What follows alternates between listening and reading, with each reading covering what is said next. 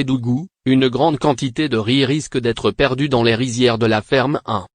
Tous les efforts consentis par Madame Adja Aïssatou Aya Ndiaye pour soutenir les femmes risquent de tomber à l'eau si l'État du Sénégal n'intervient pas.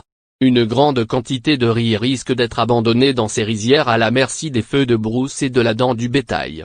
Suivez ce reportage de la Web TV des Collines. Ici, nous sommes bien dans la commune de Bandafassi. Ces vastes rizières forment la ferme 1, exploitée par de braves femmes dont la maman Adja Aïssatou Aya Ndiaye, qu'on appelait lionne du Fogno. Aujourd'hui, c'est la lionne du riz dans la région de Kédougou. Après avoir fait ses preuves dans la culture du fonio, à son âge, Madame Adja Aïssatou Aya Ndiaye reste encore présente dans la production de riz. En cette année particulière marquée par la pandémie du coronavirus, Madame Adja Aya, en plus de répondre à l'appel du président Macky Sall, a fait montre d'une générosité légendaire pour porter secours aux femmes. Parce qu'à travers elle, lorsqu'elle était en France, et que le corona a été déclenché ici dans le Sénégal, et elle a fait un appel à l'ensemble des responsables femmes qui sont là de se réunir. D'abord de voir comment faire pour accompagner le président dans cette lutte avec le ministre de la Femme, en leur dotant des max. Mais elle ne s'est pas limitée de ça seulement, mais aussi le peu de riz qu'elle avait stocké, qu'elle avait cultivé l'année dernière. Elle a mis ça à la disposition de certaines familles qui nécessitaient de ce don, avant que le don de l'État n'arrive à Kédougou. Au lieu de se limiter à toujours donner à manger aux femmes, Madame Adja Aïssatou Aya Ndiaye leur a montré le chemin des rizières, une voie sûre pour leur autonomisation. Mais elle a réfléchi à son retour, elle nous a convoqués, elle nous a dit attendez, avec ce problème de Covid qui se pose dans la région de Kédougou, nous aurons notamment des problèmes de l'accès en aliments.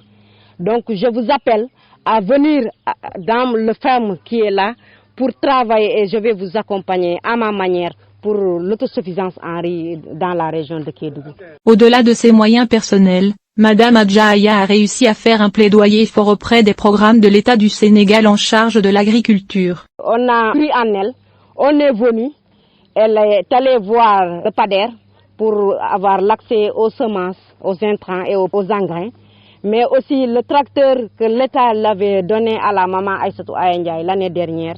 Elle a pris ce tracteur, elle a mis ça à la disposition des femmes. C'est avec ce tracteur qu'on a cultivé plus de 100 hectares. Et ces 100 hectares ont été divisés pour les femmes qui sont dans cette ferme.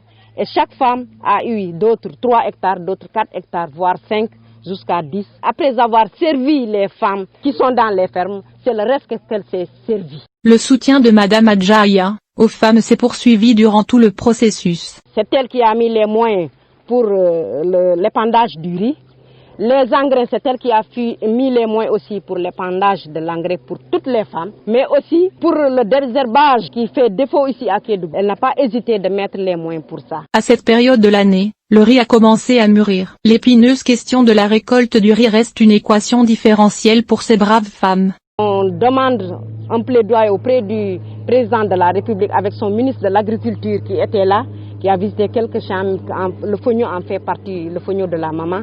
Mais aujourd'hui, notre problème, c'est la récolte, c'est la machine maçonneuse-batteuse qui fait défaut.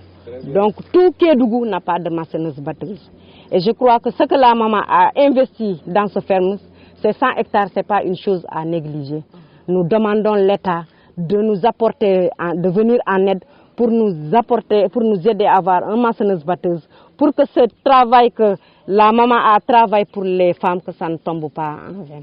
Et parce qu'aujourd'hui, les femmes, vous avez vu, avec ces jeunes-là, je crois que c'est très difficile de dire qu'on va récolter tous ces champs-là avec la main, mais aussi qu'il n'y aura pas de perte. Vous savez, si le riz est très séché, ça risque de tomber par terre. Ça réduit le rendement que nous devons avoir. Donc imaginez si on a perdu les 30% du rendement, ce que ça fait. Donc c'est dans ce sens-là que nous venons auprès de l'État, de toutes les autorités administratives, de nous aider pour que ce travail que la maman a mis ici dans sa ferme, que ça ne tombe pas dans l'eau. Il faudra le rappeler, il y a quelques années de cela, à cause des feux précoces de brousse, une bonne partie du champ de riz mûr de Madame Adja Aïssatou Aya Ndiaye avait été calcinée. Le même scénario risquerait de se produire si des moyens adéquats ne seraient pas mis à sa disposition pour récolter le riz dans un délai raisonnable. À cette problématique s'ajoute la divagation du bétail.